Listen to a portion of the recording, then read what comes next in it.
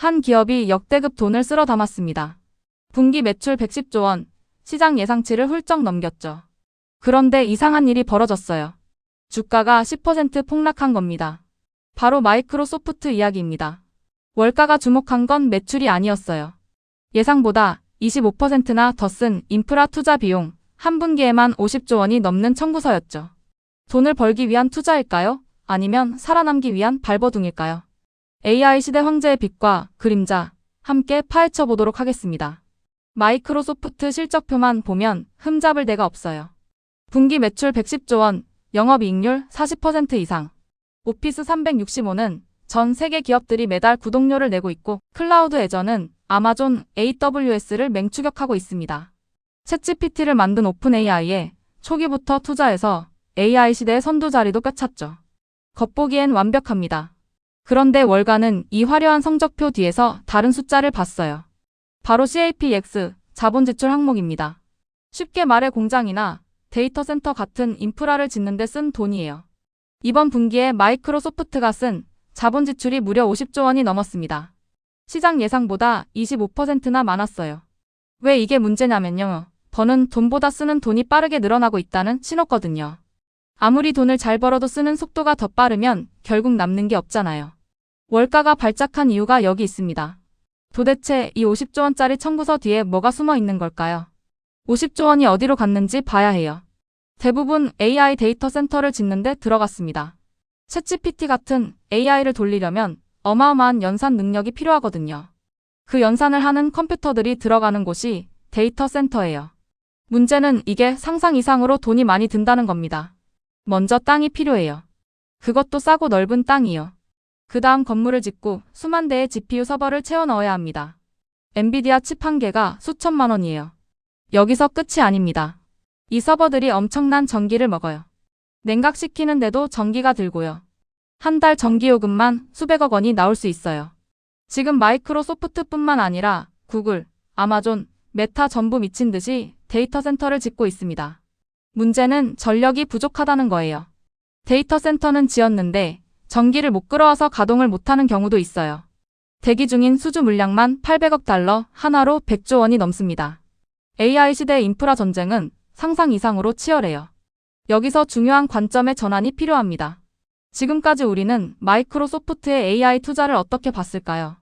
미래 시장을 장악하기 위한 공격적인 투자라고 생각했죠. 챗GPT의 일찍 베팅해서 AI 시대 선두를 달리고 있으니까요. 그런데 월가의 해석이 달라졌습니다. 지금 쏟아붓는 돈은 공격이 아니라 방어라는 거예요. 무슨 말이냐면 구글이 제미나이를 밀고 있고 아마존은 AWS에 AI를 붙이고 있고 메타는 라마 모델을 오픈소스로 풀면서 추격하고 있어요. 애플도 애플 인텔리전스를 발표했죠. 모두가 미친 듯이 달려오는 상황에서 마이크로소프트가 투자를 멈추면 어떻게 될까요? 순식간에 따라잡히거나 추월당합니다. 결국 지금 50조 원씩 쓰는 건 시장을 더 먹기 위해서가 아니에요. 지금 위치를 지키기 위해서, 도태되지 않기 위해서 어쩔 수 없이 내야 하는 생존 비용인 겁니다. 선택이 아니라 필수가 된 무한 지출의 늪에 빠진 거죠. 이게 월가가 무서워하는 진짜 이유입니다. 과거 3년을 떠올려 보세요. 2022년 말 챗GPT가 나온 이후로 AI 키워드만 붙으면 주가가 올랐어요.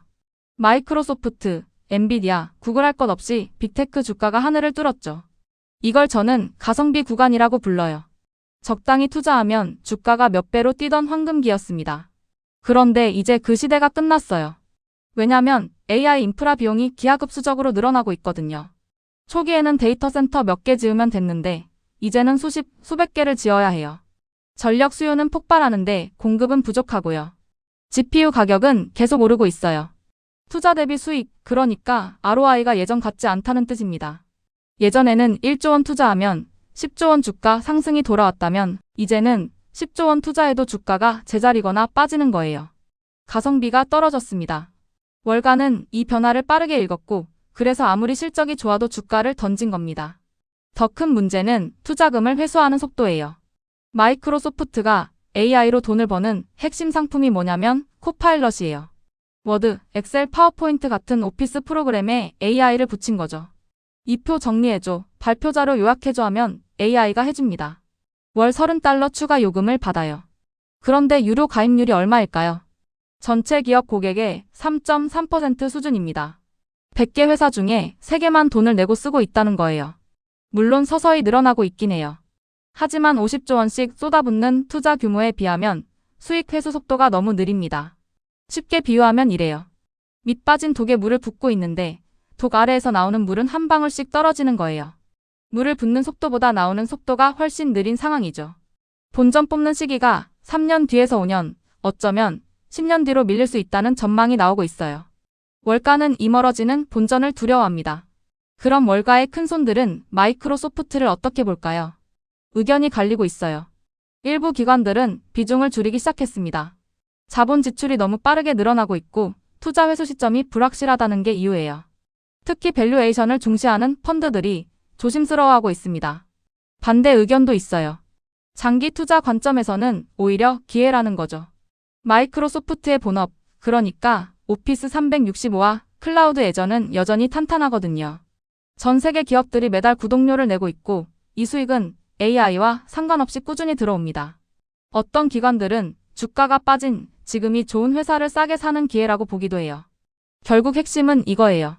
마이크로소프트의 막대한 AI 투자가 결국 초격차의 해자가 될 것이냐, 아니면 주주 수익을 갉아먹는 블랙홀이 될 것이냐. 기관들도 확신을 못하고 있습니다. 그래서 포지션이 갈리는 거예요. 지금 빅테크들 사이에서 벌어지는 이를 치킨 게임이라고 부를 수 있어요. 치킨 게임이 뭐냐면 두 대의 차가 서로를 향해 달리는 거예요. 먼저 핸들을 꺾는 쪽이 지는 겁니다. 지금 마이크로소프트, 구글, 아마존, 메타가 AI 인프라에 돈을 쏟아부으면서 서로를 향해 달리고 있어요. 누가 먼저 투자를 줄이면 어떻게 될까요? 시장 점유율을 빼앗기고 도태됩니다. 그래서 아무도 핸들을 못 꺾어요. 계속 달려야 해요. 문제는 이 레이스가 언제 끝날지 모른다는 거예요. 1년? 3년? 10년? 그동안 계속 50조 원씩 써야 한다면 과연 주주들이 버틸 수 있을까요? 하지만 반대로 보면 이 치킨 게임에서 끝까지 살아남는 회사는 승자 독식합니다. 과거 아마존이 10년 넘게 적자를 보면서 물류센터를 지었을 때 시장은 비웃었어요. 하지만 결국 이커머스와 클라우드의 절대 강자가 됐죠. 마이크로소프트의 이 투자가 그런 결말로 갈지 아니면 끝없는 출혈로 끝날지는 아직 알 수 없습니다. 정리해 볼게요. 마이크로소프트는 지구상에서 가장 돈을 잘 버는 기업 중 하나입니다. 오피스 365와 클라우드 애저라는 현금 창출기가 매분기 수십조 원을 뽑아내고 있죠. 오픈 AI에 일찍 투자해서 AI 시대의 선두도 꿰찼어요. 하지만 역설적으로 가장 돈을 많이 써야만 살아남는 저주에 걸렸습니다. 구글, 아마존, 메타가 미친 듯이 추격하는 승자 독식 시장에서 투자를 멈추면 순식간에 따라잡힙니다. 50조 원짜리 청구서는 공격이 아니라 방어예요. 살아남기 위한 생존 비용이죠. 가성비의 시대는 끝났고 본전 회수는 멀어지고 있습니다. 기관 투자자들도 갈팡질팡하고 있어요. 이게 주가 조정의 본질입니다. 하지만 치킨 게임에서 끝까지 살아남으면 결국 승자가 되는 것도 사실이에요. 지금이 싸게 사는 기회인지 아니면 함정인지는 시간이 답을 줄 겁니다. 투자라는 게 늘 확신과 불안 사이를 오가잖아요. 정답은 아무도 모릅니다. 하지만 공부하고 고민하는 여러분의 시간은 절대 헛되지 않을 거예요. 오늘도 끝까지 봐주셔서 진심으로 감사드립니다. 좋은 결과 있으시길 바라며 다음 영상에서 또 뵙겠습니다.